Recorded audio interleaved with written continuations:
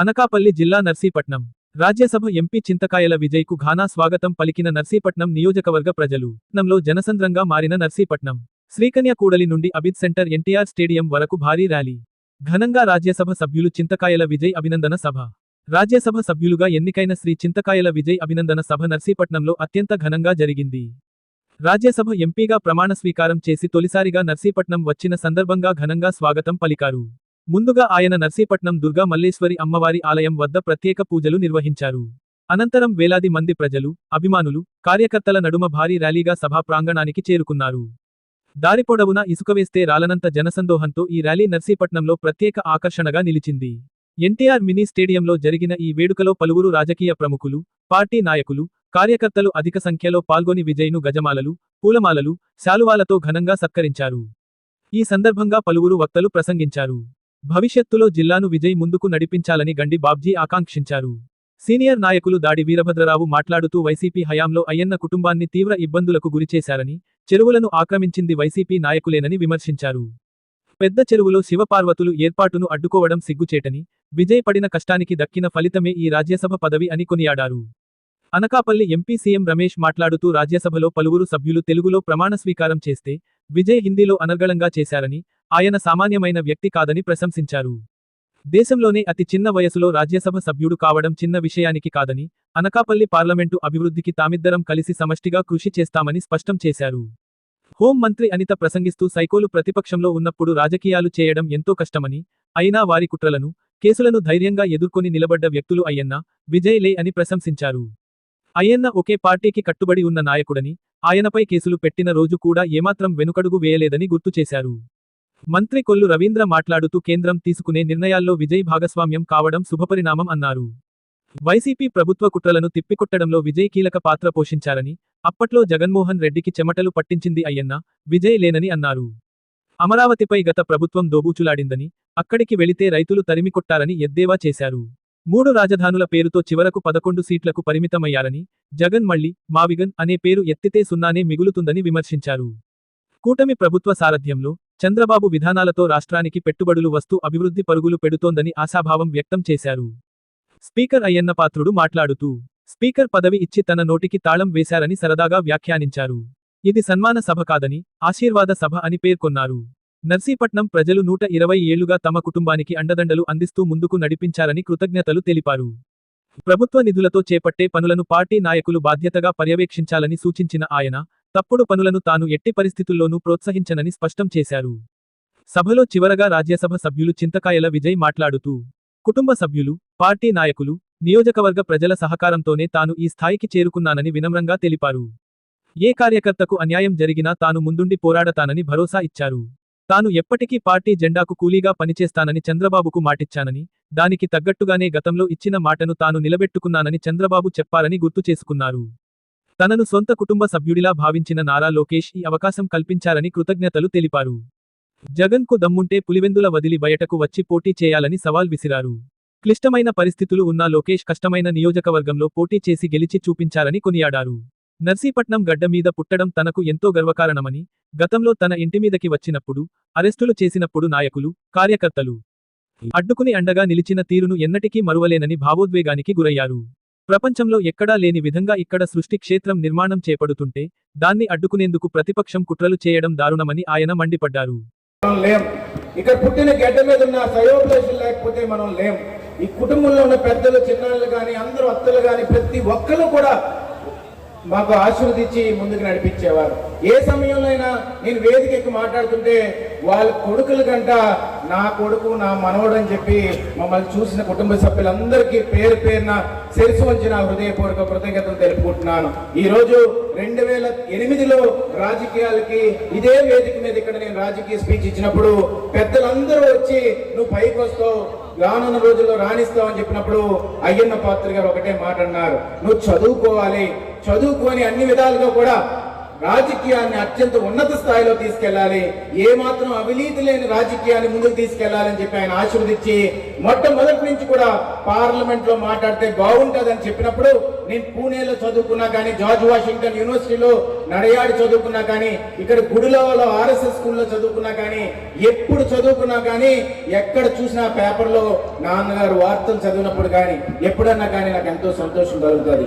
అయితే వీళ్ళందరికంటే ముందు ఈ రోజు నాకు ఈ స్థానాన్ని కల్పించిన పార్టీ, ఈ పార్టీ కండువా నాన్న చెప్తారు, నేను బతుకున్నంత వరకు ఈ కండువా వేసుకొని ఉంటాను, అలాగే ఆ జెండా కప్పుకొని ఉంటానని చెప్తుంటారు. అదే విధంగా ఈ జెండా ఈ రోజు నాకు గౌరవాన్ని కల్పించింది. ఈ కండువాని మనస్ఫూర్తిగా చెప్తున్నాను, ఎవరన్నా ఈ కండువాల జోలుకు కానీ కార్యకర్తల జోలుకు కానీ వస్తే మా మాటలతో, మా అధికారంతో లేకపోతే రేపు రానున్న రోజుల్లో ఎప్పుడు పోరాడుతూనే ఉంటాము, కార్యకర్తల కోసం అండగా నిలబడతామని చెప్పి ఈ సందర్భంగా సవినీయంగా మనం చేసుకుంటున్నాను. ఈ రోజు నందమూరి తారక రామారావు గారు విశ్వవిఖ్యాత నట సార్వభౌముడు రత్న డాక్టర్ నందమూరి తారక రామారావు గారు పెట్టిన పార్టీ ఇది. నాన్న ఆశీర్వదించారు. తర్వాత చంద్రబాబు నాయుడు గారు నేను ఎప్పటికీ మర్చిపోలేను. స్టేజ్ కింద నించొని ఉంటే ఏం విజయ్ మాట్లాడతావా అని అడిగారు. మొట్టమొదట మైక్ ఇచ్చి అవకాశాన్ని కల్పించి వేదిక మీద నించోబెట్టి నువ్వు మాట్లాడి నేను చూసుకుంటానంటే, సార్ చాలా మంది పెద్దలు ఉన్నారు సార్ అంటే ఆయన ధైర్యం ఇచ్చి నాకు యువత రంగాల్లో మాట్లాడుతున్నప్పుడు 2 నిమిషాలు టైం, 2 నిమిషాలు అయిపోయింది. అయిపోతే పక్కనున్న స్పీకర్ ఎవరైతే వేదిక మీద ఉన్న పెద్దలు వచ్చి నా భుజాన్ని కట్టేవాడు ఎర్రన్నాయుడు గారు ఉన్నారు, స్వర్గస్థులు ఎర్రన్నాయుడు గారు ఉన్నారు. అందరూ కూడా వెంటనే చంద్రబాబు నాయుడు గారు మైక్ తీసుకొని, ఇప్పటికీ ఆ వీడియో ఉంటది, ఏమయ్యా మొట్టమొదటి స్పీకర్ అసెంబ్లీలోనే మేము ఆపం, నువ్వెవడా ఆపడానికి, నువ్వు కంటిన్యూ చేయ విజయ్ అని చెప్పి ఆ రోజు అన్నారు. అదే మాటలు ఇప్పటికీ కూడా నాకు గుర్తున్నాయి. అలాంటి పెద్ద ఆయన్ని నాకు 2014లో గైడెన్స్ ఇవ్వడం, సీటు నేను అడిగాను, ఈరోజు మనస్ఫూర్తిగా చెప్తున్నాను. కానీ ఆయన అన్నారు రాష్ట్రం బాగుపడాలంటే మన గవర్నమెంట్ రావాలి, కొన్ని ఈక్వేషన్స్ ఉన్నాయి అంటే, సరే సార్ మీరు ఏం చెప్తే అదే చేస్తానన్నా. ఎప్పుడు అదే మాట అనేవాడిని, నన్ను నమ్ము అన్నారు. ఈ రోజు ఆ నమ్మకాన్ని నిలబెట్టుకొని విజయానికి ఏమైతే మాట ఇచ్చానో ఆ మాట నిలబెట్టుకున్నాను. ఈ రోజు నీ పని మొదలైంది, నువ్వు స్టార్ట్ చేయాలని చెప్పి నాకు మొన్న చెప్తున్నప్పుడు ఆ రోజు నేను ఒకటే హామీ ఇచ్చాను, సార్ ఒకటే గుర్తుపెట్టుకోండి, తెలుగుదేశం పార్టీ జెండాకి కార్యకర్తగా ఒక కూలోళ్ళలాగా నేను ఎక్కడికి వచ్చి మీరు పని చేయమని చెప్పినా కూడా నిస్వార్థంగా నించొని ఈ తెలుగుదేశం పార్టీని కాపాడుకునే బాధ్యత తీసుకుంటానని చెప్పి ఈ సందర్భంగా సవినీయంగా మనం చేసుకున్నాను. నారా లోకేష్ గారు, నేను ఒకటే చెప్తున్నాను, ఎన్టీ రామారావు గారు గట్టి తత్వం సంకల్పంతో ముందడిగేసి ఆ రోజు 9 నెలల్లోనే పార్టీ తీసుకొచ్చారు. చంద్రబాబు నాయుడు గారు ఉక్కు సంకల్పంతో దేశం మొత్తమే కాదు ప్రపంచం మొత్తాన్ని రాష్ట్రంలో చూసే విధంగా చేశారు. నారా లోకేష్ గారు ఇద్దరు డిఎన్ఏతో పుట్టిన వ్యక్తులు. ఈ రోజు నేను చెప్తున్నాను, ఆ పూనమ్మ ఆ అమ్మగారు ఎంత విలువలతో పెంచిన వ్యక్తి అంటే, ఈ రోజు మన తెలుగుదేశం పార్టీ జెండాను నిలబెట్టి యువగలంలో 3000 కిలోమీటర్ల పైన నడిచి గ్రామాల్లో నడిచి ఎండన్నా వాననగా ఏ మాత్రం కూడా అలసిపోకుండా ముందుకెళ్ళి ఈ రోజు ప్రతి కార్యకర్తకి ఎవరైతే చేయి పట్టుకుని కష్ట సమయాల్లో ఉన్నాడో వాడిని తీసుకెళ్లి పైన నించోబెట్టి నువ్వు అక్కడ కూర్చోవాలరా, అది నీకు కావాల్సిన స్థానం అని చెప్పిన అన్న నారా లోకేష్ గారు అని చెప్పి ఈ సందర్భంగా సవినీయంగా మనం చేసుకుంటున్నాను. ఈ రోజు నాకు బాగా గుర్తు, ఇదే బార్కాస్ అనే వాళ్ళు ఇక్కడ మనకి మీటింగులు జరిగాయి. ఆ మీటింగ్ దగ్గర నందమూరి తారక రామారావు గారు వచ్చినప్పుడు కారులోకి వెళ్ళిపోతుంటే నాన్నగారు తీసుకెళ్లి నా కొడుకు అని చెప్పినప్పుడు ఆయన తీసుకెళ్లి నన్ను ఇక్కడ కూర్చోబెట్టుకున్నారు. కూర్చోబెట్టుకుని నాతో పాటు వచ్చేస్తావా అని అడిగారు. నాకు ఇప్పటికీ కూడా మాటలు గుర్తు. తర్వాత ఇంటికి తీసుకెళ్లారు, మళ్ళీ కూర్చొని ఫోటో తీపించుకున్నారు. తర్వాత అన్నారు నా కుటుంబం అన్నారు. ఈ రోజు అదే విధంగా నారా లోకేష్ గారు మా అమ్మగారు నాన్నగారు కలిసినప్పుడు ఏమన్నారంటే, ఇది నా కుటుంబం అమ్మా, నేను మర్చిపోతానా చెప్పు అన్నారు. ఎంతకంటే గౌరవం ఏం కావాలి పార్టీలో? కుటుంబంలా చూసుకునే నాయకులు ఉండడం మన అదృష్టం, కుటుంబంలా నడిపించే నాయకత్వం ఉండడం అదృష్టం. కష్టం వస్తే బల్ల బుద్ధి నాకు ఈ కష్టం ఉంది సార్ అని చెప్తే, నువ్వు నన్ను అన్నాను పిల్లరా సార్ అంటావేంటి అని చెప్పి భుజం మీద తట్టి కష్ట సమయాల్లో తీసుకెళ్లేవాడు నాయకుడు. అలాంటి నారా లోకేష్ గారు ఉండడం మన అదృష్టం అని చెప్పి ఈ సందర్భంగా సవినయంగా మనం చేసుకుంటున్నాను. మొన్న ఢిల్లీలో అత్యంత నేషనల్ మీడియా ప్లాట్ఫామ్ మీద మాట్లాడుతున్నప్పుడు ఆయన మాట అనర్గళంగా మాట్లాడుతున్నప్పుడు ఆయన ట్రాన్స్ఫర్మేషన్, ఆయన కష్టం, ఆయన సంకల్పాన్ని చూసినప్పుడు ఆయన్ని ఆదర్శంగా మన యువకులందరూ తీసుకొని రేపు రానున్న రోజుల్లో తెలుగుదేశం పార్టీ భవిష్యత్తు సేఫ్ హ్యాండ్స్ లో ఉంది, నారా లోకేష్ గారి హ్యాండ్స్ లో ఉందని చెప్పి ఈ సందర్భంగా గర్వంగా చెప్పదలుచుకున్నాను. ఈ రోజు నేను ఇంత పొగడదలుచుకోలేదు, ఇది పొగడతలు కాదు, నేను నిజం చెప్తున్నాను. ఎందుకు నేను ఒక ప్రెస్ మీట్ లో అన్నాను, మంగళగిరి లాంటి నియోజకవర్గాన్ని ఎంచుకోవాలంటే నాకు కూడా దమ్ము సరిపోదు. ఎందుకు సరిపోదంటే 83 నుంచి మొన్నటి దాకా ఎప్పుడు కూడా గెలలేని నియోజకవర్గం. ఆ నియోజకవర్గంలో నేను గెలుస్తానని వెళ్ళడం, మొక్కు పట్టుకొని నేను గెలుస్తాను అక్కడ కూర్చొని ఒకసారి ఓడిపోయిన తర్వాత ఎంతో మంది వచ్చి నిరాశ కల్పించినా కానీ అక్కడే ఉండి గెలిచి చూపెడతానని చెప్పి అక్కడ జెండా ఎగరేసి అత్యంత ఉన్నతమైన మెజార్టీని తీసుకొచ్చిన అలాంటి నాయకత్వం నేను చెప్తున్నాను. ఏది జగన్మోహన్ రెడ్డి పులివెందులు వదిలి రమ్మని బయటికి ఇంపాసిబుల్. రాహుల్ గాంధీని ఆయన్ని ఎక్కడికైనా వెళ్ళి కష్టమైన నియోజకవర్గంలో ఎక్కడైతే కాంగ్రెస్ గెలదో అక్కడ గెలవమనండి, ఇంపాసిబుల్. కానీ 83 నుంచి గెలలేని నియోజకవర్గాన్ని ఎంచుకొని ఆ నియోజకవర్గంలోని ఈ రోజు గెలవడం అనేది చిన్న విషయం కాదని చెప్పి ఈ సందర్భంగా సభలో మనం చేసుకుంటున్నాం. అందుకే ఈ రోజు నాకు ఎంతో సంతోషం ఉంది. ఏంటంటే ఒకటి, అయ్యన్న పాత్ర గారు ఆశయాన్ని ఏదైతే ముందుకు తీసుకెళ్లాలనుకున్నారో అది తీసుకెళ్ళడం జరిగింది.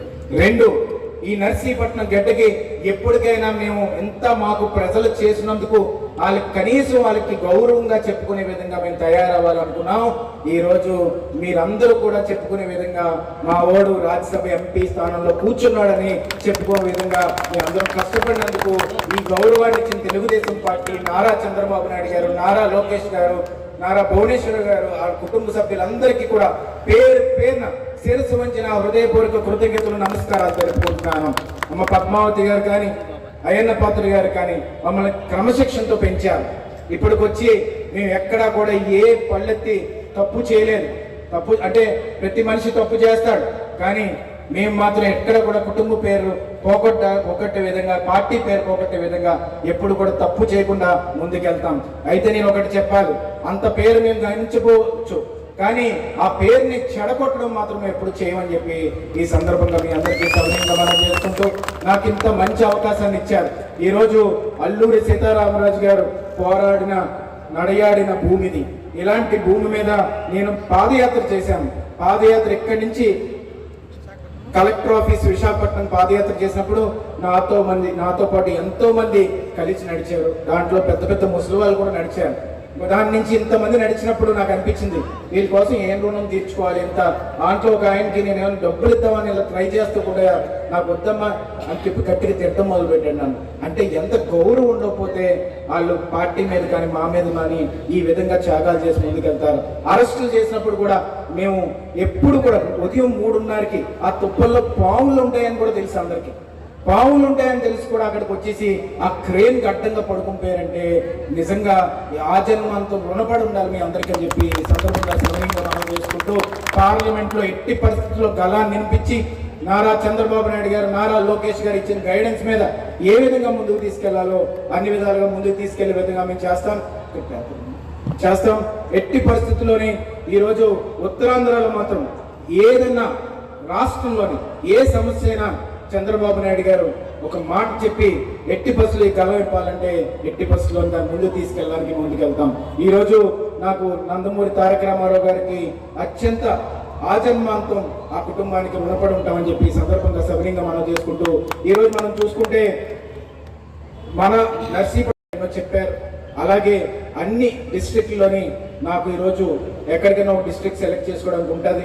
అది నారా చంద్రబాబు నాయుడు గారి ఆశీర్వాదంతో ఏ డిస్ట్రిక్ట్ని తీసుకుంటే బాగుంటుందని చెప్పి అది నిర్ణయించుకొని ముందుకెళ్తాం. అది కూడా చేస్తూ ఈరోజు నూకాలమ్మ మరిడమ్మ అమ్మవారు ఆశీర్వాదంతో ఈ స్థాయికి మేము రావడం జరిగింది. ఆ ఇద్దరు అమ్మవారిని ఎప్పటికి కూడా మేము మర్చిపోలేము. అలాగే మేము సృష్టి క్షేత్రాన్ని నిర్మించడం మొదలుపెట్టిన తర్వాత పార్వతీ పరమేశ్వర విగ్రహాన్ని ఈ ప్రపంచంలోనే లేనంత ఎత్తుగా పార్వతీ పరమేశ్వర విగ్రహం ఈ నర్సీపట్నం ప్రాంతంలో ఉండాలి, ప్రపంచంలోనే అంటున్నాను. నేను దేశం కూడా చెప్పట్లేదు, ప్రపంచంలోనే లేని విధంగా కట్టాలని చెప్పి నిర్ణయించుకున్నాం. అది కట్టిన దగ్గర నుంచి మీ పరిణామాలు చూడండి. మొత్తం నర్సీపట్నం అంతా మంచి జరుగుతుంది తప్ప ఎక్కడ కూడా కించిత్ కూడా 1% కూడా ఎక్కడ లేదు. నేను చెప్తున్నాను, ఆ చెరువు చాలా చరిత్ర కలిగిన చెరువు. నేను ఊరికే అక్కడ స్థలాన్ని పెట్టలేదు. అక్కడికి వెళ్ళి ఎవరన్నా కానీ అన్ని గుళ్ళు కూడా ఆ చెరువు దగ్గర వస్తాయి. మీరు చూడండి, అక్కడే మనకి అప్పుల్లో బలిచక్రవర్తి కట్టిన మన బలిఘట్టంలో ఉన్న శివాలయం దగ్గర నుంచి వచ్చినప్పుడు ఆ చెరువు మీద వస్తుంటే పాజిటివ్నెస్ వస్తుంది. మీరు చూడండి, అక్కడ చెరువు గట్టు దగ్గరికి వెళ్ళి మీరు సూర్యోదయం అప్పుడు దండం పెట్టుకోండి, మీకు తెలుస్తుంది దాని విలువ, దాని శక్తి ఏంటో. నేను చెప్తున్నాను, మీ అందరికీ రాసుకోండి. నేను చెప్తున్నాను, ఈ రోజు ఆ పార్వతీ పరమేశ్వరుల విగ్రహం జోలికి ఎవరన్నా వెళ్తే నేను ఆ రోజు చెప్పాను, ఈ రోజు చెప్తాను, పశువులు అయిపోతాను. ఎందుకు చెప్తున్నానంటే ఈ మాట, నేను నామినేషన్ వేసిన రోజు కోర్టుకు వెళ్ళాడు. ఇంకంతకంటే దారుణం ఏముంటుందండి? ఈ నర్సీపట్నం గడ్డ మీద నుంచి రాజ్యసభకు వెళ్తున్నారని చెప్పి మీరు అందరూ ఆనందిస్తుంటే ఈ సైకో బుర్ర ఎలా ఉంటుందంటే నామినేషన్ వేసిన రోజు కోర్టుకి వెళ్ళడం, నేను ప్రమాణ స్వీకారం చేసినప్పుడు వాయిదా వేయించుకోవడం, నేను ఈరోజు వస్తున్నానని తెలిసి రేపు మళ్ళీ హైకోర్టుకి వెళ్ళడం. ఎందుకంటే దరిద్రపు రాజకీయం ఇంకోటి ఏమైనా ఉంటుందో దేవుళ్ళ దగ్గర. కాబట్టి దేవుళ్ళ జోలికి ఎప్పుడు కూడా వెళ్ళకూడదు. నేను అది మళ్ళీ చెప్తున్నాను, ఏ దేవుడైనా సరే నేను రెస్పెక్ట్ ఇస్తాను, కానీ అక్కడ పార్వతీ పరమేశ్వర జోలి దగ్గరికి వెళ్ళొద్దని చెప్పాను. వెళ్ళిన తర్వాత తన్నులు తిన్నారు. తన్నులు తిన్న ఎందుకు అంత బాధ ఏంటి మీకు? నేనైతే అక్కడక్కడే బట్టలు వదిలేసి వెళ్ళిపోతాను, నా భయం సిక్కేసాను. మరి ఇంకా సిక్కు లేకుండా అలా రోడ్డు మీద ఉండడం మంచిది కాదు. అందుకే నేను ఏం చెప్తున్నానంటే, పార్వతీ పరమేశ్వరులు విగ్రహం దగ్గరికి ఎట్టి పరిస్థితుల్లో మీరు భక్తితో వెళ్ళండి. మేము మొన్న అరుణాచలం వెళ్ళాం, నాన్న అమ్మ అందరం కలిసి అన్నదానం చేసాం. అక్కడి నుంచి నీళ్లు తెచ్చి అక్కడ సృష్టి క్షేత్రంలో వేయాలని డిసైడ్ అయ్యాం. నాకు ఆశ్చర్యం కలిగింది, నర్సీపట్నంలో ఎవరెళ్ళినా కూడా నీళ్లు తీసుకొస్తున్నారు, ఎవరెళ్ళినా మట్టి తీసుకొస్తున్నారు. ఆ వీడియో చూసినప్పుడు నాకు నిజంగా కంట్లోంచి ఒక ఆనందం వచ్చింది. ఏంటంటే అందరూ ఎంత ఆలోచించి ఆ సృష్టి క్షేత్రాన్ని బాగు చేయడానికి చూస్తున్నారు. నేను చెప్తున్నాను, అది ఎట్టి పరిస్థితుల్లో ప్రపంచంలో నర్సీపట్నానికి ఒక పేరు నిలబెట్టే విధంగా వెళ్ళబోతుంది.